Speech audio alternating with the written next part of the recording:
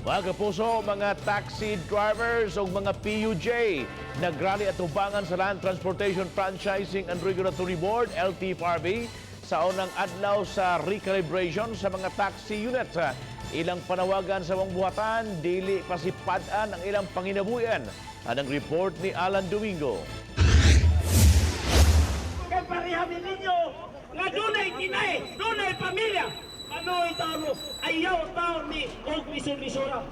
Unang miabot sa buhatan sa LTFRB 7 kining grupo sa mga taxi drivers nga nagbugkos og panaptong itom sa ilang mga bugton.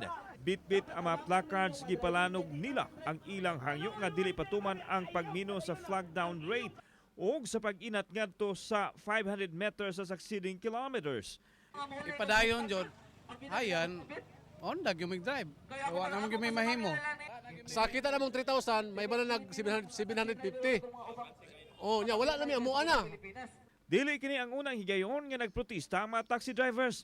Gipasabot sa LTFRB nga mag-agad sila sa aksyon sa ilang uluhang buhatan sa petisyon nga giduso sa mga driver. Exercise na po na silang right. Ilang po ng right pag himog inana. Pero kita manggod magbase ra mo tag-unsay order sa central office. Karong adlaw girakdang sugdan ang recalibration sa metro sa mga taxi. Ang plate number nato karon sa April 249. Oh, sa ato pa.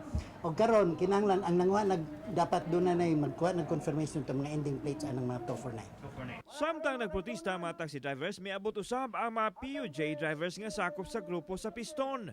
Gipanawagan nila ang dili pagpadayon sa lakang sa pag-face out sa mga PUJ. Kini nga protesta karon sa Piston.